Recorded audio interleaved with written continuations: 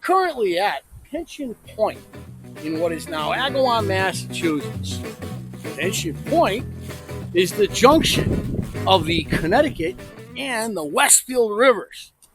And this is the place where William Pension, back in 1635, first met with the Agawam native people. The native people were very quick, very welcoming to Pension, who put up a blockhouse up the Westfield River about a mile from here. And his siting of that blockhouse was pretty good and some great agricultural land. The native people told him, you know, you're not really in a good spot for the kind of agriculture that we see you doing, because this area tends to flood. The following year, in 1636, women and children and more male settlers came out west from Boston up the Connecticut River, and they began their community here on the west side of the river. They quickly found out that the native people were right. The river tended to flood. Pension listened, and it was concerning. But what was more concerning to Pension was the problem the native people had with his livestock, which, unfenced, got out and raided the Indian crops. The Agawam asked Pension to please move to the other side of the river. It's better for pasturage over there, and everything will be good between us. Pension went ahead and did that. Interestingly, just 3 years later, the Agawam went across the river right where the bridge meets the eastern shore of the river, and they established a stockade. And the native people and the Springfield colony would live side by side.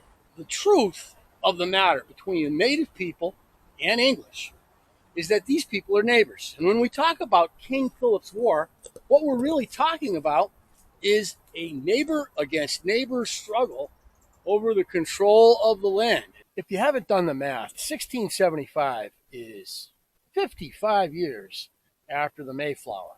And that's almost 3 generations by our standards today. And at that time, with people getting married younger, it's a full 3 generations. There had been many English colonies established early on, from the Lost Colony down at Roanoke and the successful Virginia colony through the Pilgrims, and then their kind of neighboring colonies of Wessagusset, Marymount, the main colony, New Haven. Those Pilgrims, coming as refugees, initially received the help of good King Massasoit, as we know, despite the fact that Massasoit had had his issues with English for about 15 years prior to the coming of the Pilgrims.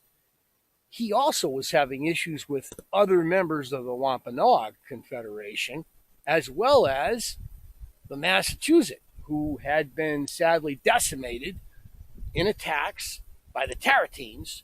But don't forget, Massasoit used the Pilgrims as much as they used him. Remember, he was kidnapped, possibly with the help of Squanto, very soon after the coming of the Pilgrims. And it was only through the help of the Pilgrims that he was able to be ransomed back from the Pocasets, I believe it was, who had decided they wanted to take the lead of the Confederation. But it doesn't matter. Let's move on. The Pilgrims lived side by side for years with the native people of southeastern Massachusetts, and then along came the Mass Bay Colony. The Massachusetts Bay Colony was very similar to the Pilgrim Colony, a group of people on the run, a group of people that saw the writing on the wall that there was going to be a civil war in England, and they were getting out of Dodge.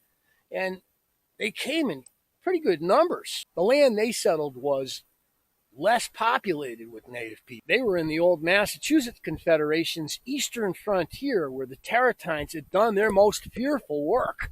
And so they settled comfortably in a series of towns, starting in Salem and then Boston and then up Cape Ann and south toward the Pilgrim colonies and then west.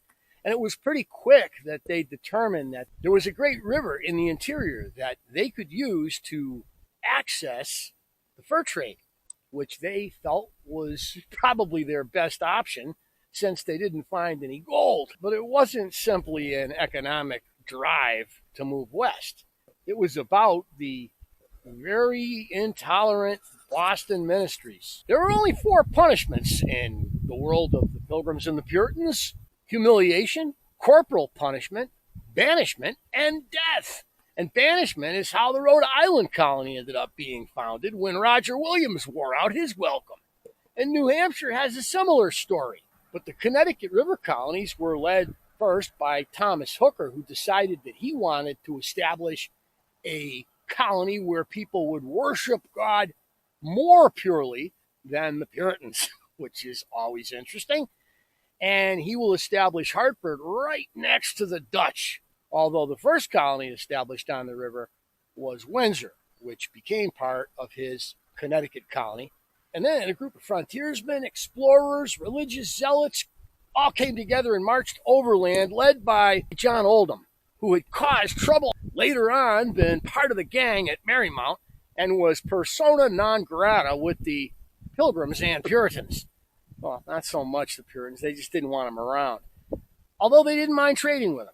And he would end up creating the Wethersfield colony, which would be tied to Hartford and Windsor. Soon, another adventurer, frontiersman, captain of industry, whatever you want to call him, as well as a religious zealot, William Pension, would come west and establish what we call Springfield and the Springfield colony in 1636. It's pretty rapid migration when you consider that Salem was established in 1626, Boston 5 years later, and the Connecticut colonies just a couple years after that, with Springfield in 1636. These Puritans were moving out west quick. They were generally farmers, and farmers need land. And there was a lot of land that was being unworked. After the Tarentine invasion and the Great Dying, large pieces of land were fallow fields, which is why we have so many toponyms all over Massachusetts bearing the term field somewhere in the name. Springfield, Brookfield, Southwick, Westfield, Wethersfield, Topsfield, Marshfield, fields all over. And these Puritans took advantage. The Connecticut colony and its colonists had been established by colonists moving overland from Boston because a couple of English lords, Lord Say and Lord Brooke, had established a fort at the mouth of the Connecticut River to claim the drainage for themselves and capitalize, of course. And they had sent Lyon Gardner over to build a fort, which becomes Old Saybrook today, or the Saybrook Colony. The Saybrook Colony would soon get a neighbor to the west when New Haven would be established, again, for religious purposes by Reverend Davenport. But there'd also be quite an economic motive, trade with the native people and the Dutch. Each of these colonies had their own unique foreign policy, their own unique economies, their own unique political structures. I mean, there were quite a lot of bickering as well. In 1637, John Oldham, on a trade mission in Long Island Sound, was killed, possibly by Narragansetts. That's generally who we tend to blame today. But the attack was blamed on the Pequot, who were the most powerful of the southern New England or Long Island Sound native people. The Pequot War was a brutal and bloody war, with John Mason following up Endicott's attack, this time catching the Pequot in their mystic fort, along with the help of the disaffected Pequot himself, Uncas, who would rise to become a great chief in the Connecticut colony. The English had a grudge against the Pequot. They didn't want to blame the Narragansetts, who were living in some valuable land, but not as important as Pequot lands, which basically put a cork in the bottle of the wampum trade. And the Pequots were the middlemen in this trade between the Montauks and the Cherokee on Long Island, who made the wampum. And if the English could overset them, they could then gain control of that trade themselves. During the Pequot War, we find the Connecticut colony in need of corn and demanding of William Pension in Springfield that corn be delivered at rock-bottom prices, acquired from the Pecumtuck, Nonotuck, and Norwottuck to the north. Pension, who was trying to establish a trading colony in the heart of what is now the Pioneer Valley, had no desire to upset the native people, who were basically his furriers. They were basically his hunters that he was working hand in hand with. He didn't want to upset his native neighbors, and he's not going to go along with Mason, who responds to this temerity by this civilian Pension by blockading the Springfield colony, which was at that time much more connected to the Connecticut settlements than it was to Boston. They would put up a blockade and charge a tariff on any trade goods coming down the Connecticut River through Hartford and Windsor, and Springfield would be forced to pay it. Pension would have none of that and immediately established closer ties with the Mass Bay colony, which would end up forcing their way on Connecticut. Had this event not happened, we might have a separate state in western Massachusetts, maybe a little bit of eastern New York, and up into Vermont. The point is, Pension would make further connections with Boston and become part of the Mass Bay colony after that. These English colonies existed uniquely and independently, and while they traded and helped each other in time of crisis, they were often at odds with one another. And each of these colonies had particularly close relationships with native tribes. In fact, if you take a look at a map, you'll see that every English settlement is very close to a native settlement. One of the reasons for that is that the native people would move close to the English settlements to further their trade abilities and for protection against possible attack by the Tarentine early, and later on, especially in the river colonies, protection against the Mohawk. If you were in Narragansett, you wanted protection from Roger Williams against the Mohegan, led by Uncas, who were pushing eastward. Uncas himself had killed Miantanamo, the chief of the Narragansetts, in the 1640s after a great battle on the Yantic River in Norwich. New England had been, right through King Philip's War, a seething mess of loyalties and disloyalties, of individual needs, and New England had really resembled the Wild West, with each colony, with each settlement, and with each native tribe acting on its own interests for many years. And yet, these people were generally all neighbors, and although there were squabbles, they typically got along. There are all kinds of stories, written by the English, of course, about affairs of the community, and they involve native people moving through the area, engaged in odd jobs, working in the fields when they needed money, trading for whatever they happened to need at that time. They all lived as neighbors. The colonial experience in New England was anything but simple.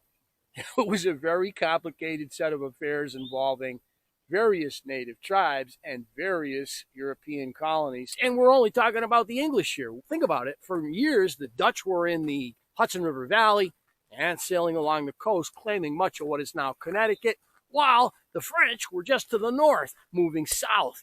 The Iroquois, led by the Mohawks, who were the furthest east, were a complete wild card and terrified the river tribes and the Mohican, who lived in the Taconic and near Berkshires. There was nonstop intercanine war between the native tribes, feuding, the Europeans called it, and then there was the feuding that the Europeans themselves did. And yet, these people lived side by side for years, and as they say, familiarity breeds contempt. For the beginning of the experience, there was that the awe that the native people had toward the Pilgrims and later Puritans, and the awe that they had back at the native ways, their abilities to fertilize the soil with fish out on the Cape and to grow the Three Sisters and help the English through the long winter, their ability to move quietly and hunt. All of these factors made the native people valuable early on, despite the myriad of hazards and childhood diseases. The English populations grew fairly quickly in the various settlements, and that population would need land. Native people were easily persuaded into parting with land. The idea that the English would be their neighbors, be allowed to share the land, is one that we hear all the time. And we also hear that Native people didn't own land themselves, and there's nothing further from the truth. Native people had firm territorial boundaries, although they owned their land communally. Neighbors they may have been, and they may have for years worked together. But as time passed, familiarity bred contempt, and these people would begin to find that their life ways were particularly annoying, each to the other, an annoyance which will turn more and more sour until events in the southeast portion of the region between two neighboring peoples who had lived side by side in pretty much cooperation and peace for many years broke out into open war, and that war would then engulf the entire region.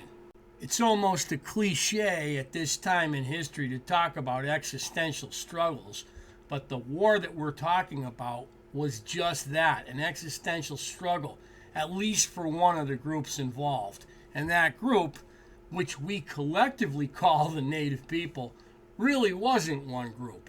And for many of the people, it was the end of their existence. Our next video will provide the final edition before we come to the fires of King Philip's War. I hope you'll join me and add your comments to the conversation here on Fishing Historic Places.